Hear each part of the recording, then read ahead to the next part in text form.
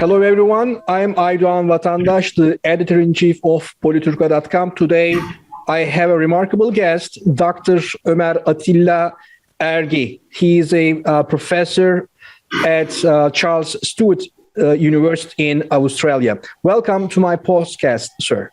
Hello, Aydoğan. How are you? Nice to be here. Thank you so much. So, Dr. Ergi, today I want to talk to you about the apostasy laws in Islam. So I understand that there's a confusion about this, and it's a very debatable topic. So some scholars believe that the concept of apostasy was misinterpreted during the history of Islam. So first, can you please tell us what apostasy is? And what do you think about this? Do you think that apostasy was misunderstood and applied in a wrong way during the history?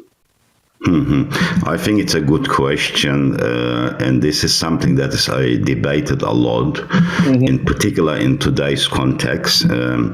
I think it would be a very big claim to say that it was misinterpreted, but I think it's more to do with the socio-political structure of those days and how they interpreted it.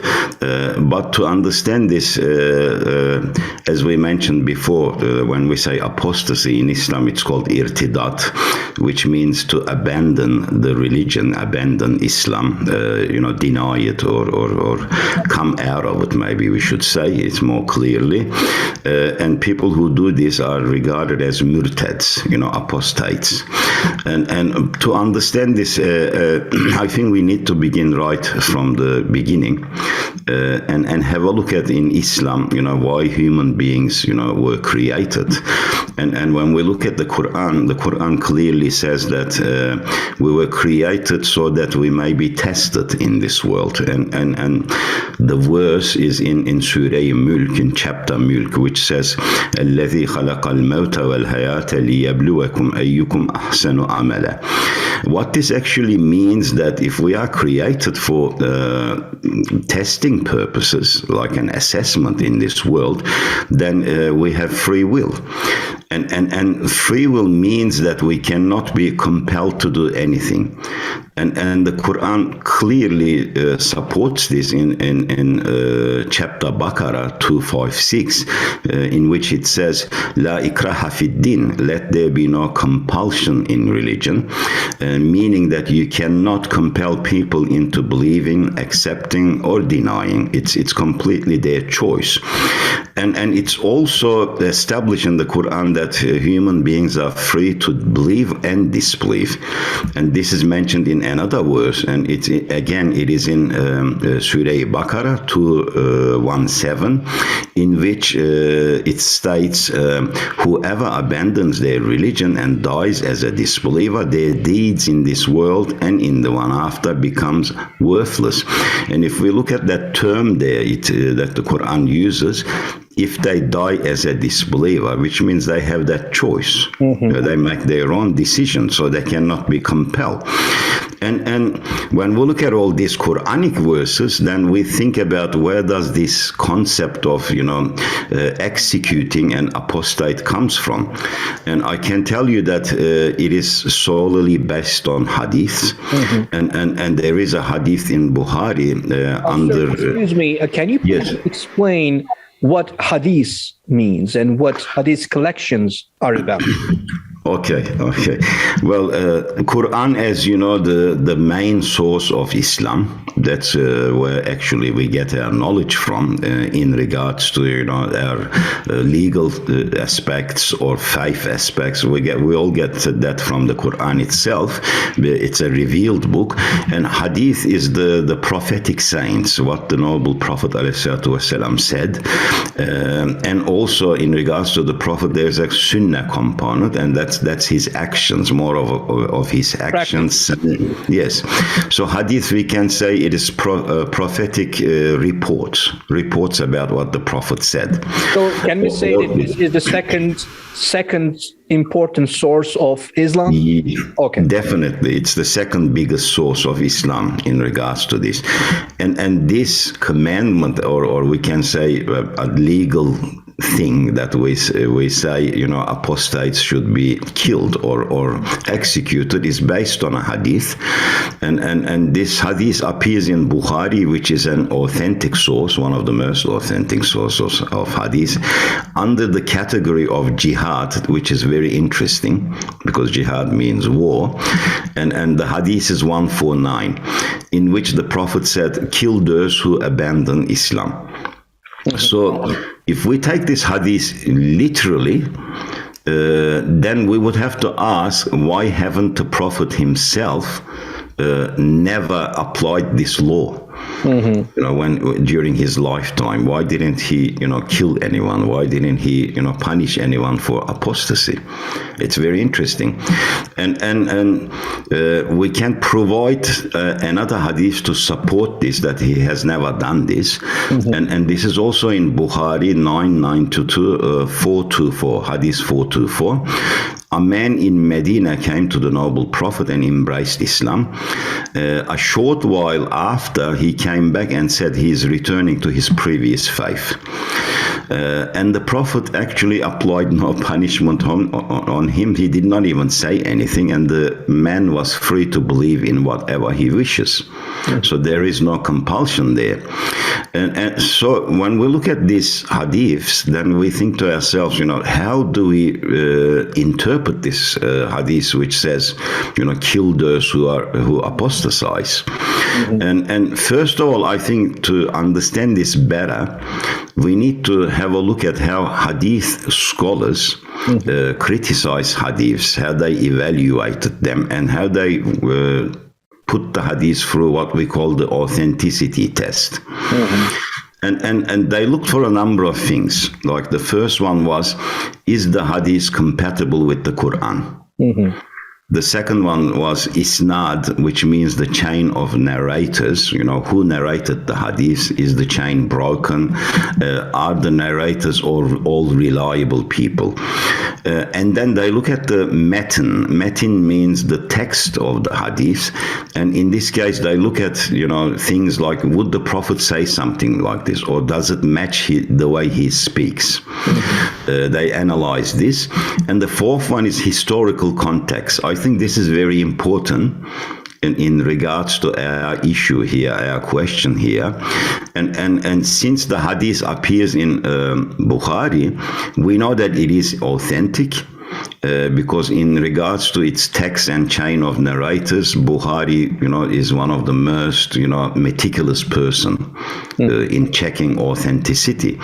So what do we do here? We have to assume that the meaning intended here should not be taken literally. In a sense that it is not a judgment based on faith, abandoning of faith. It must be something else there. You're saying something else, which is, I think, important, because some other scholars believe that particular hadith actually contradicts with Quran, and that's why they think that it may not be authentic. But you are saying that this hadith is actually authentic, but it should not be read literally. Yes, it is an authentic hadith. There's no doubt about it. But the problem here is maybe in the interpretation, or, maybe the scholars in the past, some scholars, we should say, in the past, looked at it from a, as I said, socio-political structure of the, communities, societies they lived in. And maybe I can add something very interesting here as well. Like in the Hanafi fiqh, as you know, there is one of the 4 jurisprudence schools in Islam. When they use this as a judgment, this hadith as a judgment. Imam, Abu Hanifa, right? Imam Abu Hanifa, yes. And what they did is they put the hadith or judgment under the category of Kitab Siyar instead of Kitab Hudud. And what that means is Kitab Hudud is they are the punishments that are clearly mentioned in the Quran. And when we look at Kitab Siyar, it actually means legal issues to do with international law, political decisions. Okay. And the hadith goes under that category. And I find that very interesting.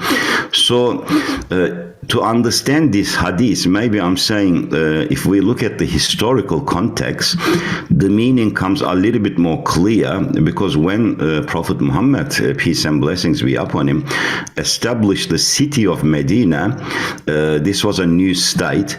And interestingly, the state, from a historical perspective, when we look, did not have a clear name, because all nations have a name. Even at the time of Prophet Muhammad, there was the Byzantium Empire, there was the Egyptian Empire, there was the Persian Empire. But what we gather from evidence is that the name of this state was also Islam. Like the name of the religion. So when people came and accepted Islam, they also became the citizens of this nation. So they were regarded as that. So they should be loyal to that kind of constitution of the state. Then there is exactly. And as you know, that the first written constitution in history was signed in Medina. Absolutely. In human history, and it was a multicultural society. Initially, there was an agreement between the governor and the governed within that constitution. Yes, because they said that the population of Medina was about 10,000 at that time, and Muslims were about 1,500 people. When you think about it, they were like minority. And it was a pluralistic society, right? Yes. There were pagans, there were Jews, and the Muslims were together. Yes, and they all made the agreement together, and they actually wrote a written constitution, and it was a nation. So it was a city-state, right? It was a city-state. City-state, yes, it was a city-state. So when people came and accepted Islam, they were also accepting that nation. They were saying that I'm part of this nation. So in regards to this, when there was a war, in times of war, if any of these people who were citizens of that nation, if they left Islam, if they left the nation, not just apostatized from religion, they were actually regarded as committing treason. And the punishment was mainly for this, because it meant that they would go and join the enemy to fight against them. Because it was during the wartime. Mainly, when we look at the hadith, as I said, even the hadith is under the category of jihad, not under the category of faith, because Imam Bukhari has a really big category under iman. All iman matters go underneath that, but this was put under, jihad. So we can say it's related to war, really. And therefore, I would say that the punishment was for treason, not for apostasy. And I can further strengthen this argument by looking at another version of this hadith, in which it says there is a concept there, murtad harbi, which means an apostate of war, not apostate of faith. So we can see that it is, we can maybe define it as a deserter, how people desert from army, or as we say, a treason, person who commits treason. And even when we look at the modern system these days, I can give you one example from the US Penal Code, for example. It is 2381, which states whoever owing alliance to the United States of America levies a war against them or adheres to their enemies, giving them aid and comfort in the United States or elsewhere, they shall suffer death. So modern law even says, the punishment for treason is death. And we can see the connection there. And I can say that a number of scholars confirm that the punishment mentioned in this hadith is not for apostasy but treason. Right. And I can support this with the Hanafi jurists who have established that you cannot punish a woman for apostasy. Interesting, because they are not joining the wars. Yes, because they are not regarded as fighters. They are not going to go and join the enemy ranks and bear arms against the nation, against Islam. And according to Zuhaili, volume 2, 465, he says the punishment that God will impose for apostates on the day of judgment is far greater than death on earth. Therefore, the punishment in the hadith is for those who joins and makes an attempt to fight in the enemy ranks. So he clarifies it there as well. And this is the very reason that Hanafi jurists ruled that women apostates are not combatants. They will not fight. Therefore, they cannot be killed or punished. You're simply saying that actually Islam and Quran and Prophet Muhammad actually founded or proposed something that provides the basic human rights, including the freedom of religion at that time. Yes, definitely. That is why I'm making the connection that this hadith refers to the punishment for, the deserting the army, the nation, or committing treason. Nothing to do with faith, nothing to do with, belief and disbelief. And moreover, scholars also argued on this hadith and said, is it based on had, hudud? Or is it based on ta'zir? And the conclusion in Hanafi school, for example, it is not based on had. Had means that punishment, clearly mentioned in the Quran, but ta'zir is the scholars that make decisions in regards to legal matters. The scholars makes the decisions. So, and they make these decisions, as I said before, depending on the socio-political structure. Like in history, for example, there were times that when people who abandoned the prayer, the daily 5 prayers in Islam, like they were punished by either imprisonment or caning. They hit them with sticks. Whereas you cannot find this punishment anywhere in the Quran or the Hadith. There is no such punishment. So we created these rules during the time. Yes, it was more of to protect, from their perspective, to protect social order. So it had nothing to do with religious judgment directly. So and in regards to the killing of apostate hadith, I can maybe further strengthen this argument, my argument. If we look at the analysis of the Hanafi fiqh, there is also one book written by Shahin Alp, page 108, and he called it the analysis of Hanafi fiqh. He says that the conditions for applying capital punishment for apostates are waging war against Muslims, plotting an attack on Muslim society, forming an alliance with the enemy. So this was his view too. Therefore, the judgment for an apostate is not based on forcing someone to revert to Islam. It is to protect the society against external attacks and also division within the society. This was the past view on this.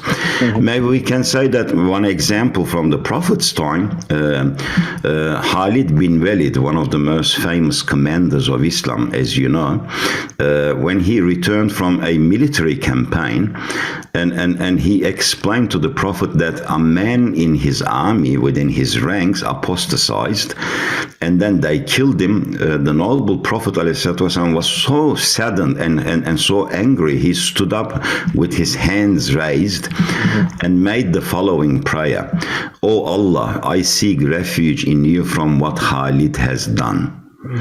So the Prophet was clearly saying that I do not approve of this.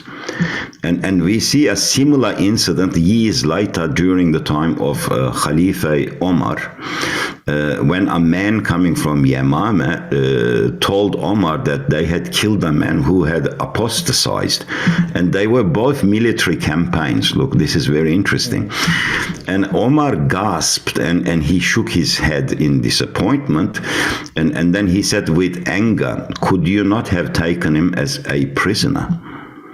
And as you know, that's a prisoner of war, really, when you think about it.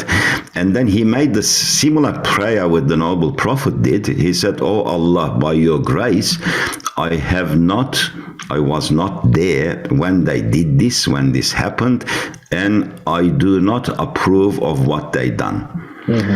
And again, this is reported in Bukhari under Maghazi, and Maghazi means military campaigns. See, it's not to do with the faith again. So I find that interesting that it's always related to like wars and battles. Right. And yeah. I understand. Okay, but when did the Islamic rulers, Islamic governments during the history start to execute the apostates? So, and didn't the Islamic scholars of that times oppose to this application? Look, they probably, as I said, they probably looked at it from the perspective of, protecting social order. Again, this is what I believe, and some scholars supported it from that perspective. However, if we look at today's context, the modern world, society have changed quite drastically, and as I said, since it is a ruling of ta'zir, not hudud, I think the ruling these days should be, you don't punish an apostate.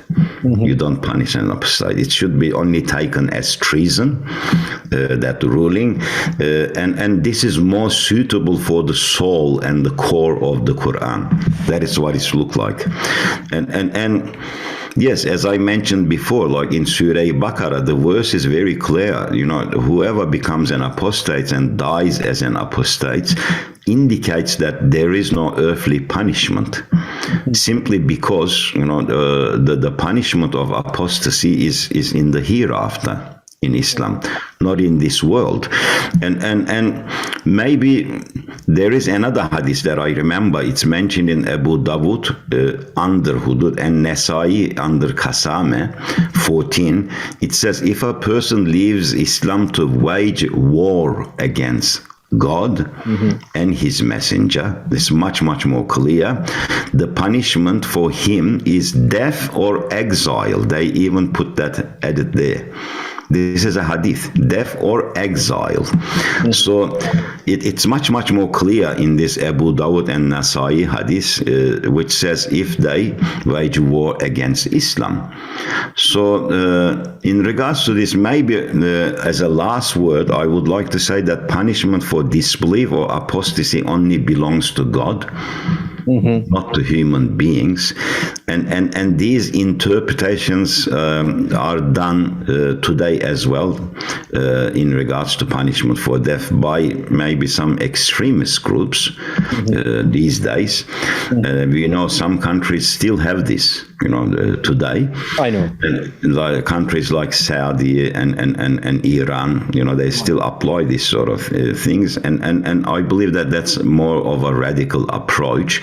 Because people can sometimes interpret hadiths differently. As you know, in the Quran, there is a concept of Amri bil Ma'ruf and Nahi anil Munkar, the enjoin good and prevent evil. And there is a hadith version of it in which the noble Prophet says, if you see something evil, correct it with your hand. If you can't correct it with your hand, correct it with your tongue. And if you don't have the power to do this, feel resentment in your heart. This is how the hadith, and this is the weakest, point of iman. And today radicals interpret this hadith as, if there is something wrong somewhere, if there's something evil, you act physically to stop that. That's the way they interpreted it. But if you look at, for example, Fatawai Hindiya, it is one of the most comprehensive books of the Hanafi fiqh. They interpreted this hadith very clearly there. And you know what it is, Aydan Bey? They say that correcting evil with the hand signifies authorities, the government. Right. So if there is a crime, the government corrects it. Right. Correcting with the tongue means the scholars, they give advice in regards to this evil act. And feeling resentment means the people who are awam, just the laymen. Because they cannot do physically anything about it, but they don't have the authority. So they should just at least feel resentment in their hearts for that, evil. So it's very clear that we don't have the right to, act violently in any way, and to stop evil. It's the duty of the government to do this. Okay. Yes. So, Dr. Ergi, if I would give you some, 2 or 3 minutes to finalize your comments and make your conclusion, what would you tell us about the apostasy and how it was applied during the history? My last question. Yes, I would say maybe very briefly that in history it was applied based on treason. That's one of the main things, and the second one, it was more of a to protect the socio-political structure. There were some decisions made in that direction. It wasn't used as I said as a ruling of hudud based on the Quran. It was more based on ta'zir, which is a scholarly view. There is a consensus on that particular era of scholars. And I think these days, from my perspective, is that, this is not compatible with the soul of the Quran. As the Quran says, La ikraha fid din, you cannot, compel people into religion. And I would think that this should be interpreted more clearly by scholars these days. There should be a common understanding upon this. Because at times of peace, if someone apostates, you cannot punish him. Right. That's very clear. Dr. Ergi, thank you so much for this wonderful conversation. Thank you. Thank you.